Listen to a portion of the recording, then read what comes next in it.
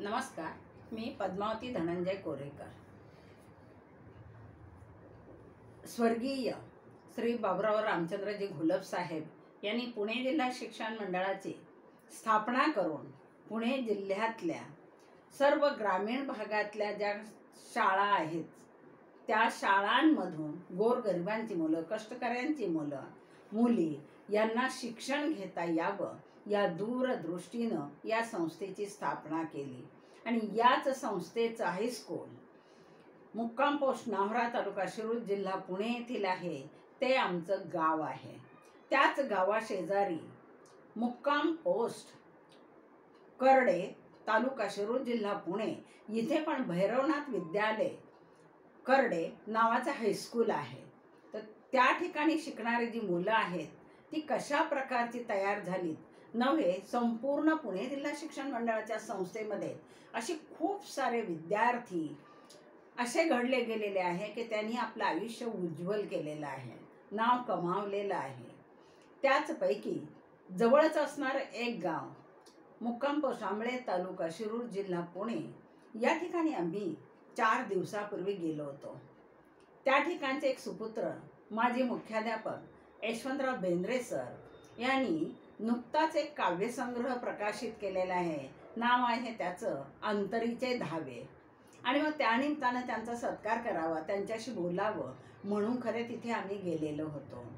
त्यांच्याशी हितगुज झाल्यानंतर तिथेच एका छोट्याशा ग्रंथालयाचे का होईना त्या माध्यमातून ज्ञानदानाचं कार्य करणारे एक दुसरे सरस्वती पुत्र श्रीयुत विलासराव बेंद्रे दादा यांचंही ग्रंथालय आम्ही पाहिलं आणि त्यांचा सत्कार केला. त्यांनी आम्हा उभयतांचा दोघांचाही सत्कार केला. पहा, हे जे आंबळे गाव आहे हे एका काळामध्ये म्हणजे आमच्या लहानपणी 50 वर्षापूर्वी ऐकिवात असलेली त्याची ख्याती अशी आहे की पैलवानांचं गाव, शिक्षकांचं गाव, सैनिकांचं गाव अशी असणारी ही पिढी तिथे तयार झालेली आहे. परंतु त्याचबरोबर सरस्वतीचे पुत्र असणारे असंही हे एक गाव आहे हे आता लक्षात येतं आपल्या. या दोघांनी तर सरस्वतीची सेवा केलीच आहे, पण आणखीन एक सरस्वतीचा पुत्र म्हणून ज्याचं आम्हाला नवल वाटतं ते श्रीयुत तानाजी बबन धरणे, ज्यांची हेलपाटा कादंबरी सध्या फार गाजत आहे. जिला 21 महाराष्ट्र शासनाचे पुरस्कार मिळालेले आहेत. अन्यही आणखीन खूप सारे मिळालेले आहेत. 79 परीक्षकांकडून तिचं परीक्षण केलं गेलेलं आहे.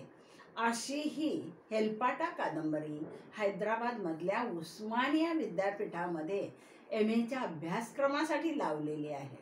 आणि MA अभ्यासक्रमासाठी लावण्याचं कारणच असं आहे की त्याच्यामध्ये महत्वाकांक्षा, कष्ट, जिद्द याच्या जोरावर माणूस काय करू शकेल ही माहिती हेलपाटा कादंबरीमध्ये त्यांनी दिलेली आहे. कादंबरी जेव्हा अभ्यासक्रमाला लावली MA मुलांना, कारण त्या वयातली मुलं नेमकी आयुष्याच्या महत्त्वाच्या टप्प्यात प्रवास करणार असतात आणि त्यांना जर चांगला मार्ग दिसला की पुन्हा आपली पायपीट कुठे होऊच नये, योग्य दिशा आपल्याला जर सापडली तर फार उत्तम. म्हणून याचं शिक्षण विद्यापीठात दिलं जातं. आणि म्हणून प्राध्यापक डॉक्टर नम्रता बागडे यांनी त्यांना जेव्हा कळवलं की तुमची ही कादंबरी आम्ही अभ्यासक्रमासाठी लावलेली आहे, खरं ज्या वेळेला तानाजीरावांना ही बातमी मिळाली फोनवरून तेव्हा त्यांना काय वाटलं असेल बरं? मला वाटतं एकाच ओळीत सांगता येईल, विद्याधनम सर्वधनम प्रधानम.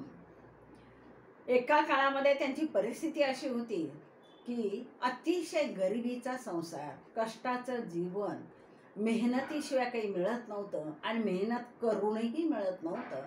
अशी परिस्थिती असणाऱ्या कुटुंबात ते शिक्षण घेत होते. 7वीतच त्यांना शिक्षण सोडावं लागलं. भाजीपाला विकण्यासाठी मुंबईला गेले आणि मुंबईवरून पुन्हा ते शिक्षणासाठी, ज्ञाना इतकं पवित्र नाहीत पहा, नाही ज्ञानेन सदृशम पवित्रमिह विद्यते, ज्ञाना इतकं पवित्र दुसरं काहीच नाही याची जाणीव त्यांना झाली. आणि पुनश्च ते मुक्काम पोस्ट करडे, तालुका शिरूर, जिल्हा पुणे या हायस्कूलमध्ये आले आणि पुढचे 3 वर्षाचं शिक्षण त्यांनी तिथे घेतलं.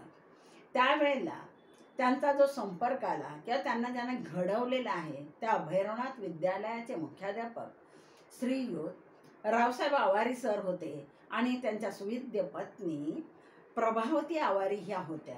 त्यांनी एक अनुभव सांगितला त्यावेळेचा, की जेव्हा मी 6वी नंतर 7वी तिथे प्रवेश घेतला 8वीमध्ये, त्यावेळेला कविता करायला लागलो, तेव्हा या आवारी मॅडमनं त्यांना एक छान सल्ला दिला की बाळा, तू कविता करतो ही छान आहे गोष्ट, पण कवितेनं तुझं पोट भरेल का? पोट भरेल का हे वाक्य तानाजीरावांच्या मर्मी लागलं आणि थोडासा त्यांनी दिशा बदलली, वाट बदलली आणि ते अभ्यासाला लागले. 10वी पास झाले आणि नंतर पुढे 2 वर्षाचा त्यांनी कृषी पदविकेचा अभ्यास केला.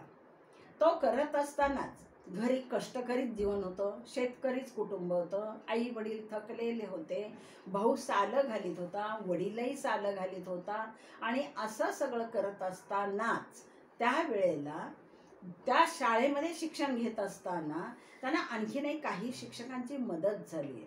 विशेष करून माझे दीर श्री भाऊसाहेब कोरेकर, ते रिटायर झाले तर 18 वर्ष होऊन गेले त्यांना. आणि त्याचप्रमाणे दुसरे माझे नातेवाईकच आहेत, श्री सुभाषराव देशमुख, हेही तिथे होते. या सगळ्यांचा परिणाम मला वाटतं तानाजी धरणे साहेबांवर झालेला असावा. पहा, विद्याधनम सर्वधनम श्रेष्ठ असं म्हटलेलं आहे. बाकीचे आपण धन मिळवू शकतो, परंतु विद्याधन असं आहे, कोणी हिसकावून घेत नाही, कोणी चोरून नेत नाही, राजा आपल्याकडून घेत नाही, भाऊ वाटणी मागत नाही किंवा इतरही कोणी त्याचं मालक नसतं. विद्येचे मालक स्वामी आपणच आपले असतो. आणि मग या भावनेतून त्यांनी काय केलं माहिती आहे का? सर्व आपलं शिक्षण पूर्ण केलं आणि त्यांनी काय केलं की पुढच्या शेतकरी कुटुंबातून जेव्हा इथं आलो तेव्हा त्यांना 10वीला असताना एक धडा होता. विशेष म्हणजे स्वर्गीय आनंद यादव यांचा पाटी आणि पोळी मी 10वीला शिकवत होते आणि पाटी पोळी धडाही मी शिकवलेला आहे तिथे. दरवर्षी तो शिकवताना काय अवस्था होत असायची ते आम्हालाच माहिती. मुलांच्या गळी उतरवताना आमच्याच पोटात पीळ पडायचा, कारण आम्ही त्याच पिढीतले होतो. गरिबी 5वीलाच मुंजल्याची सर्वांच्यात, कष्टाचं जीवन असायचं आणि मेहनतीने कशी तरी मिळालेल्या संधीचं सोनं करायचं म्हणून अभ्यास करायचा. पाटी आणि पोळीमध्ये एकच गोष्ट आनंद यादवाने सांगितली की त्यांचा गावाकडचा भाऊ शिक्षणाविना पोळीला मुकलेला होता. ज्यानं पाटी हातात घेतली नाही, पाटी म्हणजे अभ्यासाची पाटी, तो पोळी खाऊ शकत नव्हता, नाही साधे शिळेत भाकरीचे तुकडेही मिळणं मुश्किल असायचं त्याला. हा जो मतितार्थ आहे तो मतितार्थ मुलांच्या गळी उतरवल्यानंतर मुलांवर त्याचा नक्कीच परिणाम व्हायचा. आणि मग काय व्हायचं माहिती आहे का?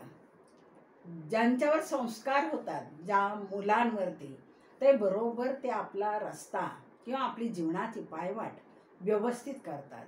आणि विशेष म्हणजे त्यांचं शिक्षण झाल्यानंतर 2 वर्ष कृषी पदविकेचा अभ्यास झाल्यानंतर पुन्हा ते मुंबईला नोकरीच्या शोधार्थ गेले, पण त्यांच्या डोक्यावर पुन्हा भाजीचीच पाटी आली आणि त्यांनी पुन्हा भाजीचा व्यवसाय सुरू केला.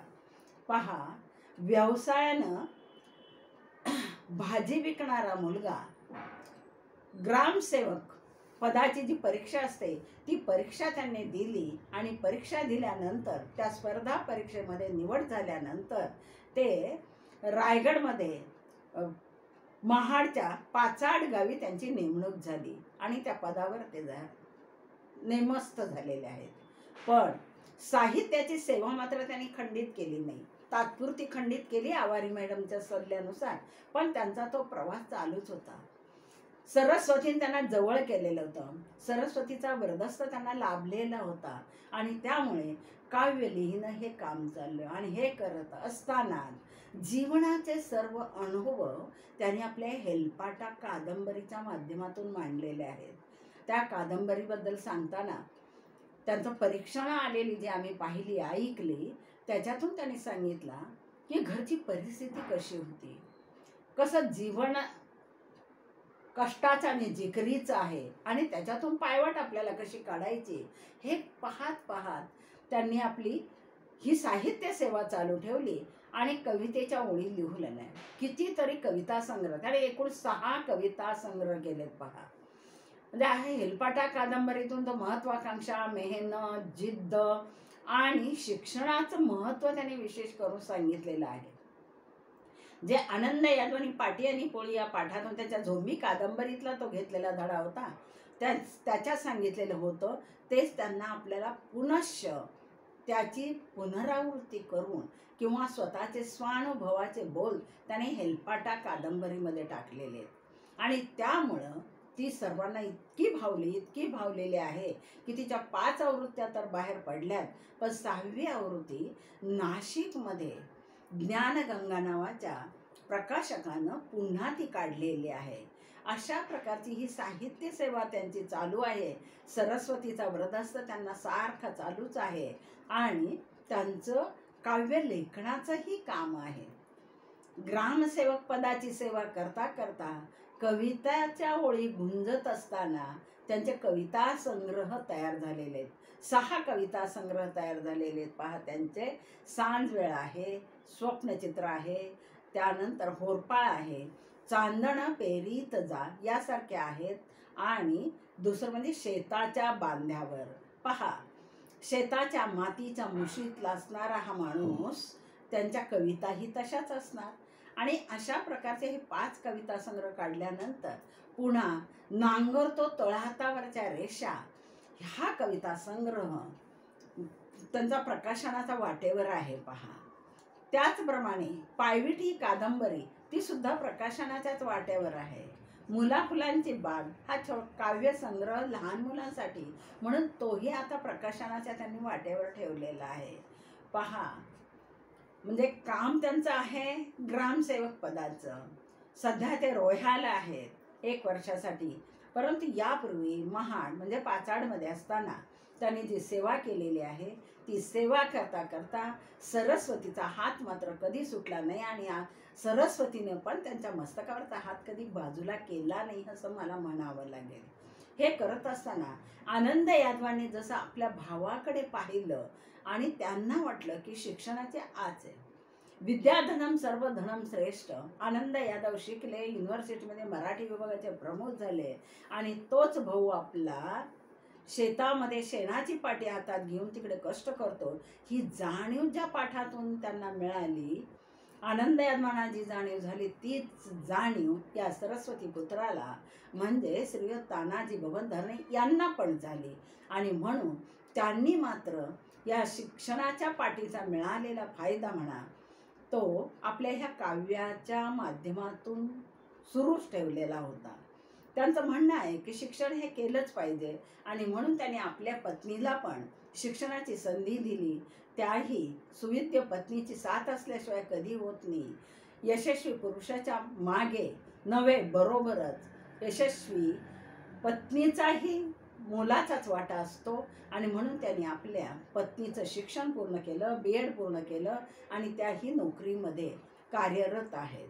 आई वडील आणि भाऊ खरंच सालकरी म्हणून कामं करणारी ही माणसं यांना सतत त्यांना कष्टच करावे लागले, पण आनंद यादवासारखी कुठेतरी अंतरीचे धावे स्वभावी बाहेर आहे. आनंद यादवांचा तो वारसा यांनी जपला आणि मजुरी करणारा आपला भाऊ त्याला पुनश्च त्यांनी आपल्या घरी आणलं. शेतामध्ये विहीर खणली, पाईपलाईन केली, मोटार केली, शेतीची सुधारणा केली आणि त्यालाही आपल्या हक्काच्या जागेवर शेतावर कामाला लावलेलं आहे. पण शिक्षणाचं महत्त्व किती आहे हे या कादंबरीतून त्यांना कळले, लोकांना पण कळेल, मुलांनाही कळेल आता. आणि विशेष म्हणजे त्यांनी आपला हा सर्व साहित्याचा जो प्रपंच आहे, यूट्यूबवर त्यांची 2 चॅनल आहेत. यशराज चॅनल, यश आणि राज ही त्यांच्या मुलांची नावे आहेत. मुलंही सुविद्य आहे, सध्या पुण्यनगरीमध्ये ते शिक्षण घेत आहेत. आणि दुसरं तानाजी धरणे म्हणून हे एक चॅनल आहे, यूट्यूब चॅनल. याच्या माध्यमातून ही सरस्वतीची सेवा ते करत आहेत पहा. तर अशा प्रकारे पत्नीला शिक्षण देणं, मुलांना उच्च शिक्षित करणं आणि आपल्या भावालाही पुन्हा या ठिकाणी व्यवस्थित हक्काच्या जागेवर सुखाचे 2 घास मिळतील, पोळी नाही मिळाली ते भाकरी तरी हक्काची मिळेल, या हेतूने सर्व काही केलेलं आहे. आणि मग या परवाच्या दौऱ्यातून मला सांगायचा हेतू एकच आहे आम्हाला. आम्ही दोघे उभयता MA बेड आहोत. मी मराठीची सेवा केलेली आहे. मराठीचा एक काव्यसंग्रह मायबोलीचा साज म्हणून मी प्रकाशित केलेला आहे. ही घोलप साहेबांची कृपा आम्ही समजतो. त्यांनी दिलेल्या विद्यादानातून हे सर्व आम्ही करत असतो. कारण आमच्या संस्थेचं ब्रीदवाक्य असं होतं, बहुजन हिताय बहुजन सुखाय. म्हणजे बहुजन वर्ग जो आहे त्याचं हित झालं पाहिजे, त्याला सुख मिळालं पाहिजे, या हेतूने या शिक्षण संस्थेचं कार्य चाललेलं आहे. आणि अशा या संस्थांचा, शाळांचा आणि शाळेमध्ये शिक्षण घेणाऱ्या विद्यार्थ्यांचा आम्हाला गौरव वाटतो. तानाजी बबन धरणे सन्माननीय हेलपाटा कादंबरीकार यांना तर मी शतशः वंदन करीन.